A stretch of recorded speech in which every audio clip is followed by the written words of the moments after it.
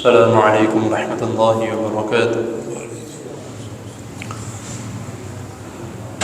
الحمد للہ الذی ہدانا لہذا وما كنا لنهتدی لولا ان هدانا اللہ۔ اللهم صل علی محمد وبارک وسلم اما بعد۔ حضرات محترم، رمضان المبارک کے گنتی کے چند دن باقی ہیں، اور ان دنوں میں سب سے زیادہ سوال جو کیے جاتے ہیں وہ فطرانہ اور صدقۃ الفطر کے، کیونکہ ہر ایک شخص کو علم ہے کہ صدقہ فطر فرض ہے، تو پھر اس کے متعلق بھی چند دنوں میں تقریباً 4-5 فون آئے، کسی نے کچھ پوچھا، کسی نے کچھ پوچھا، تو اس کے متعلق جو ہے وہ چند احادیث جو نبی کریم صلی اللہ علیہ وسلم نے اس کے متعلق حکم دیا ہے کہ سب سے پہلے تو یہ ہے کہ صدقہ فطر یہ ہر مسلمان پر فرض ہے، روزے رکھتا ہے نہیں رکھتا، چھوٹا ہے بڑا ہے، بچہ ہے بچی ہے، یہاں تک کہ جو بچہ عید کی نماز سے پہلے بھی پیدا ہوگا اس کا بھی صدقہ فطر ہے۔ تو اس کا یہ فرض کیوں ہے یا اس کے فرض ہونے کی وجہ کیا ہے، وہ بھی رسول اللہ صلی اللہ علیہ وسلم نے بتا دی کہ صدقہ فطر تم پر اس لیے فرض کیا گیا ہے کہ جو روزے کی حالت میں تم نے غلط باتیں کی، لغو باتیں کی، یا تم سے کوئی گناہ سرزد ہو گیا، اس کو یا ان گناہوں کو معاف کرنے کے لیے اللہ تعالیٰ نے صدقہ فطر رکھا۔ اگر دیکھا جائے تو اللہ رب العزت نے اس ماہ مبارک میں کھلی بخشش کا اعلان کیا ہے، اور روزہ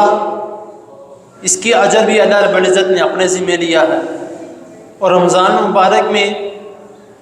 جو شخص عام دنوں میں عمل کرتا ہے اس کے بدلے اس کو 10 نیکیاں ملتی ہیں، یا 70 گنا نیکیاں ملتی ہیں، 700 گنا، لیکن رمضان مبارک میں وہی نیک اعمال کرنے کے اللہ رب العزت نے بہت زیادہ نیکیاں رکھی ہیں، اور چھوٹے چھوٹے عمل پر گناہوں کی بخشش رکھی ہے، لیکن پھر بھی اللہ رب العزت نے یہ بھی کہہ دیا کہ جب تم صدقہ فطر دو گے تو اس کی وجہ سے جو رمضان کے اس مہینے میں تم سے کوئی غلطی سرزد ہوئی ہے یا تمہاری زبان سے کوئی لغو باتیں نکلی ہیں تو میں اس صدقہ فطر کی وجہ سے تمہارے وہ گناہ بھی معاف کر دوں گا۔ اور حالانکہ صرف روزہ رکھنا اور قیام کرنا تو اس کے متعلق اللہ تعالیٰ نے فرمایا غفر لہ ما تقدم من ذنبہ کہ پہلے سارے گناہ معاف کر دیے، لیکن پھر بھی اللہ تعالیٰ اس عمل کی وجہ سے بھی گناہوں کی بخشش کا اعلان کر رہے ہیں۔ اور دوسرا عمل صدقہ فطر دینے کا کہ وہ لوگ جو عید کی خوشیوں کے لیے کچھ سامان خرید نہیں سکتے، ان کے پاس اتنی استطاعت نہیں ہے، تو تم جب یہ صدقہ فطر ان کو دو گے تو وہ اس پیسوں سے یا اس مال سے جو ہے وہ اپنے لیے کچھ خرید لیں گے، تو ان کے لیے بھی عید خوشیوں والی ہو جائے گی۔ مسکینوں کے لیے، ان کے طعام کے لیے اللہ رب العزت نے صدقہ فطر رکھا ہے۔ تو اب سوال کیا جاتا ہے کہ کتنا دیا جائے۔ ابھی چند 1-2 دن پہلے یا میرے خیال شاید پرسوں کی بات ہے، ایک دوست کا فون آیا تھا، نمازی ہیں، تو انہوں نے میں سے پوچھا کہ صدقہ فطر کتنا دوں میں نے ان سے پوچھا کہ آپ گھر میں کیا کھاتے ہیں؟ کہتا ہے کہ ہم ہر چیز کھاتے ہیں، شکر اللہ کا، گوشت بھی کھاتے ہیں، چکن بھی کھاتے ہیں۔ میں کہا روز کھاتے ہیں یا کبھی کبھی کھاتے ہیں؟ کہتے نہیں الحمدللہ روز کھاتے ہیں، اچھا خاصا کھاتے ہیں، ٹھیک ہے الحمدللہ۔ تو میں نے کہا پھر پوچھنے کی ضرورت نہیں ہے، آپ کو بہتر علم ہے کہ آپ کس طرح کا کھا رہے ہیں، تو اس طریقے کے مطابق آپ دیں۔ احادیث میں تو مختلف چیزوں کا ذکر ہے، کشمش ہے، جو ہے، گندم ہے، کھجور ہے، ہر ایک چیز کے متعلق، اور ہر ایک کا ایک سا جو نبی کریم صلی اللہ علیہ وسلم نے، جو ہمارے آج کے دور کے مطابق جو محدثین علماء اکرام نے جو اس کا اندازہ لگایا وہ تقریباً 2.5 کلو ہے، یا 2 کلو 200 گرام کسی نے کہا، کسی نے 3، زیادہ تر جو ہے وہ 2.5 کلو کہتے ہیں، تو اس کے مطابق جو ہے وہ نکال لی جائے۔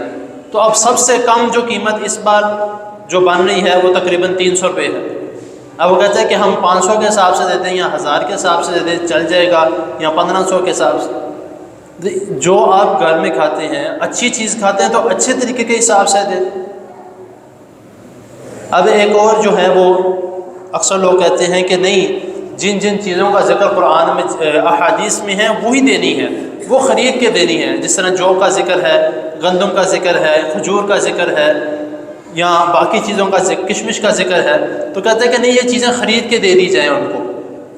وہ جو ہیں وہ اس سے اپنا سڑکہ چلا دیں گے. تو اتنا تھوڑا بہت تو کوئی بھی خرید لیتا ہے اپنے روز کے کھانے پینے کے لیے, لیکن جو مین چیزیں ہیں یا جو مین ان کو ضرورت ہے وہ تو ان کی کوشش پوری نہیں ہوگی. تو اسی لیے محدثین نے اور علماء کرام نے جو ہے وہ اس کا یہ جواز بھی نکالا ہے کہ اگر آپ ان کو کیش کی صورت میں بھی دے دیا جائے تو ان کے لیے بہتر ہے. تو اس کا ہمیں کوشش کرنی چاہیے کہ اپنی حیثیت, اپنی استطاعت کے مطابق آپ دیکھیں. اگر آپ کو لگتا ہے کہ آپ نارمل کھاتے ہیں, ٹھیک کھاتے ہیں, تو آپ 500,000 کے حساب سے دے دیں. اگر آپ کو لگتا ہے کہ آپ بہت اچھا کھاتے ہیں, بہتر کھاتے ہیں, تو آپ 2,000, 2,500, 3,000 کے حساب سے دیں, یا باقی جتنا آپ کا دل کرتا ہے آپ اس کے حساب سے دیں. لیکن یہ فرض ہے, اور ہر ایک کا, گھر کے ہر ایک فرد کا علیحدہ علیحدہ. یہ نہیں کہ سارے گھر والوں کا 1,000 یا سارے گھر والوں کا 500 یا سارے گھر والوں کا 2,000, ایک فرد کا ہے, اور ہر ایک فرد کا علیحدہ علیحدہ جو ہے وہ نکال کے بعد میں جمع کر کے جو ہے وہ کسی کو دے دیا جائے. تو یہ طریقہ کار جو ہے وہ ہمیں اپنانا چاہیے اور لازم ہے. اور ایک اور سوال جو ایک بھائی نے پوچھا کہ وہ کہتے ہیں کہ جو نہیں دے سکتے, نہ جن کے پاس استطاعت ہی نہیں ہے, جو جن کے پاس بالکل ہی نہیں کچھ بھی, وہ کیا کریں گے؟ اب ایک بہت اہم سوال ہے, وہ کیا کریں گے؟ وہ کیونکہ فرض ہے, ادا تو کرنا ہے. تو ان کے لیے یہ ہے کہ جب ان کے پاس جمع ہو جائے, 2-3 لوگوں نے ان کو مل کے دیا ہے, ان کے پاس جمع ہو جائے, تو جو سب سے ہلکی چیز ہے, سب سے ہلکی چیز, جس طرح میں نے کہا کہ 300 روپے سب سے آخری جو پرائس ہے, سب سے آخری قیمت ہے, تو وہ اس حساب سے دے دیں, کوئی مسئلہ نہیں ہے. کیونکہ ان کے پاس استطاعت نہیں ہے, تو وہ دیکھ لیں کہ اگر جو ان کے پاس مال جمع ہوا ہے, اگر اس میں سے بقیہ بچ جاتا ہے ان کا ساز و سامان خریدنے کے بعد بھی, تو اس حساب سے دے دیں. اگر نہیں بچتا, بالکل ہی نہیں کچھ بچتا, تو پھر اس کے لیے وہ یہی والا حساب ہے کہ زکوٰۃ جس کے اوپر فرض ہے وہ دے, جس کے اوپر نہیں ہے تو اس کے لیے ایک اللہ تعالیٰ نے چھوٹ دی ہے کہ وہ رہنے دے.